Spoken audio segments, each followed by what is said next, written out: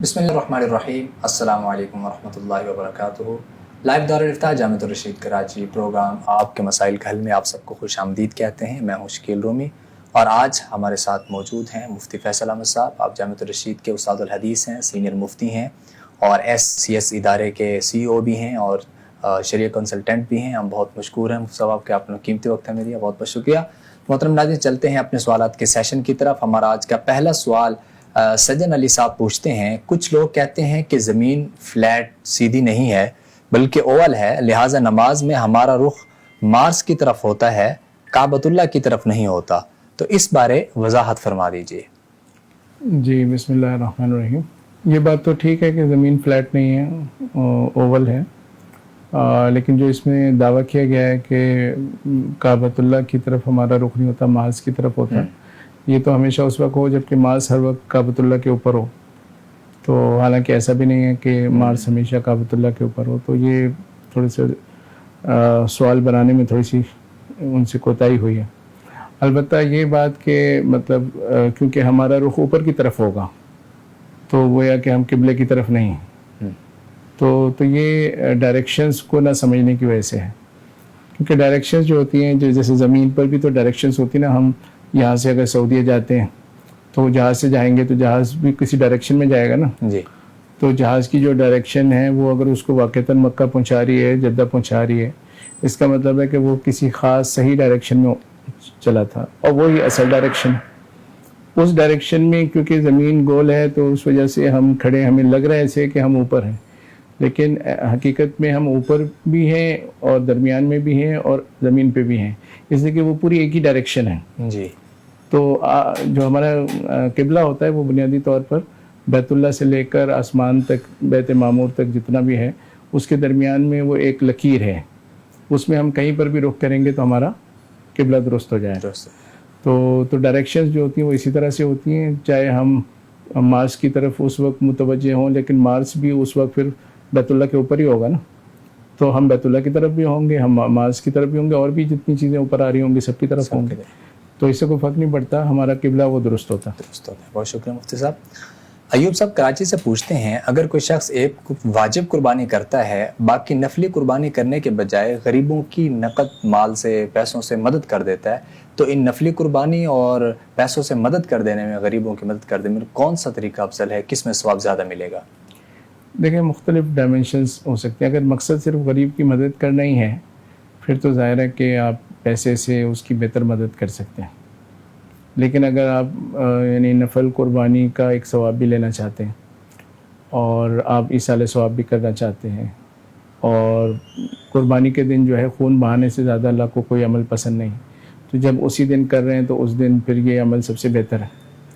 تو اس پر ہے کہ کرنے والے کی انٹینشن کیا ہے۔ اگر کرنے والے کا مقصد صرف غریبوں کی مدد کرنا ہے تو اس نے کہا ایک حصہ رکھ لیتا ہوں، اس کو میں غریبوں میں تقسیم کر دوں گا، تو یہ تو پھر بہتر یہ کہ پیسے ہی دے دے، ٹھیک ہے نا، اس لیے کہ گوشت سے یعنی مہنگا بھی پڑے گا، قربانی کے دنوں میں گوشت سستا نہیں ہوتا، مہنگا ہوتا ہے، تو یہ مہنگا گوشت خرید کے تھوڑا سا گوشت غریبوں کو دے رہا، بالکل، تو یہ اتنا کوئی اہم مقصد نہیں۔ لیکن اگر دیگر مقاصد بھی ہیں اس کے کہ وہ چاہتا ہے میرے والدین کو سارے ثواب ہو جائے، آپ صلی اللہ علیہ وسلم کی طرف سے قربانی ہو جائے، اور نفل قربانی کی وہ نیت کرتا ہے، تو یہاں پر اور چیزیں بھی شامل ہو جائیں گی، اور جیسے میں نے عرض کیا کہ اس دن اللہ کے نزدیک خون بہانا سب سے پسندیدہ ہے، تو اگر فرض کریں وہ الگ جانور ہے، یعنی نفل قربانی بکرے کی ہے، تو اس میں یہ پہلو بھی شامل ہو جائے گا، تو وہاں پر جو ہے پھر اس کو ہم ترجیح دیں گے۔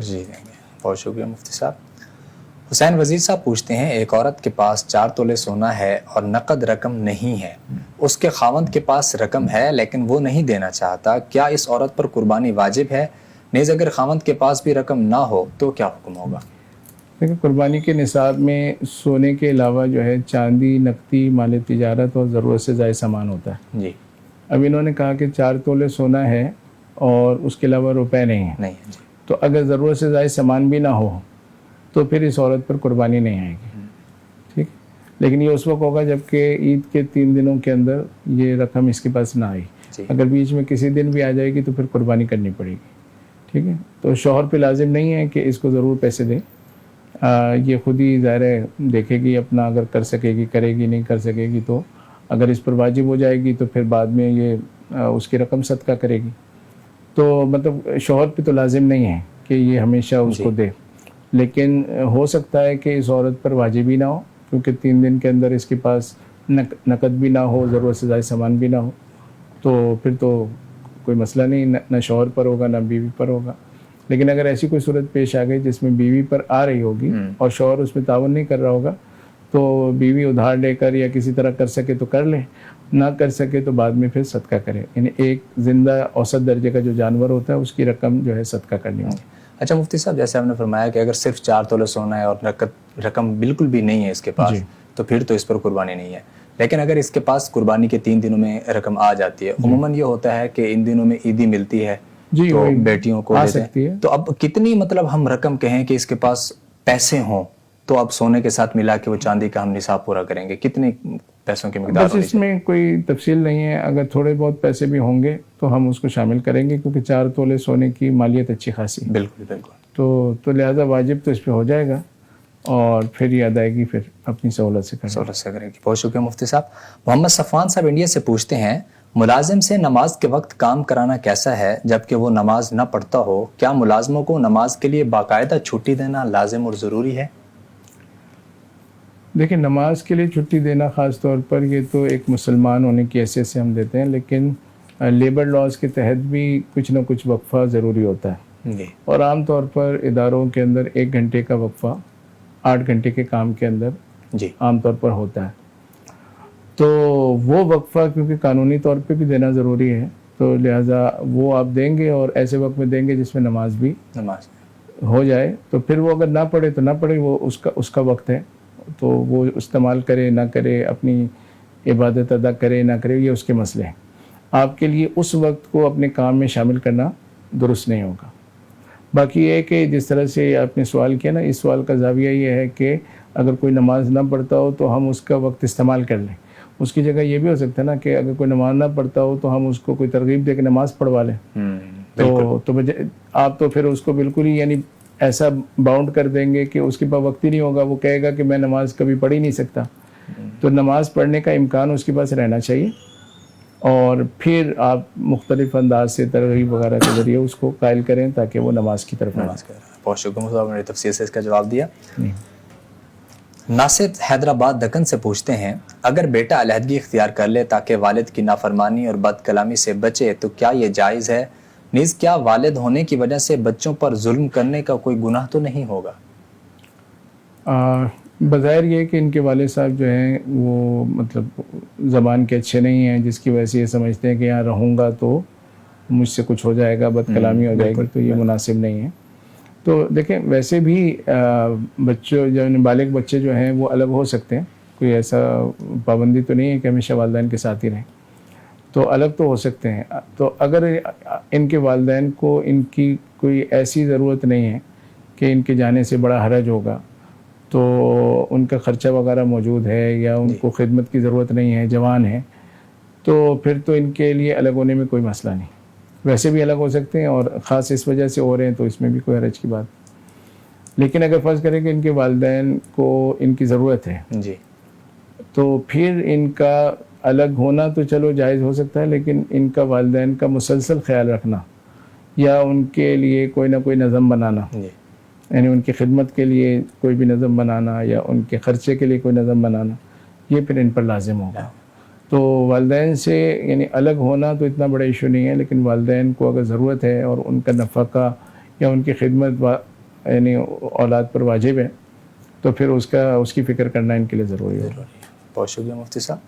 محمد ساجد صاحب پوچھتے ہیں، میں اوبر بائک چلاتا ہوں، اس میں کبھی خواتین بھی بیٹھ جاتی ہیں، تو کیا انہیں بٹھانا جائز ہوگا یا نہیں؟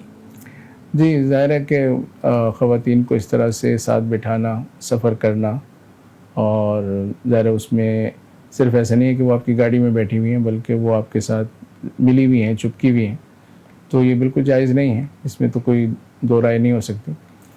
البتہ یہ کہ آپ کو کرنا کیا چاہیے، تو اول تو آپ کو کوشش کرنی چاہیے کہ اگر آپ کو پتہ چل جاتا ہے کہ اس طرح کی کوئی رائڈ ہے تو آپ اس کو کینسل کریں، اپنا مالی نقصان کریں، لیکن اپنے یعنی جو آپ کی ایک شرعی ذمہ داری ہے اس پر بھی چلیں، اور ساتھ میں اگر مطلب اس کی وجہ سے معاشرے میں خرابی آ رہی ہے.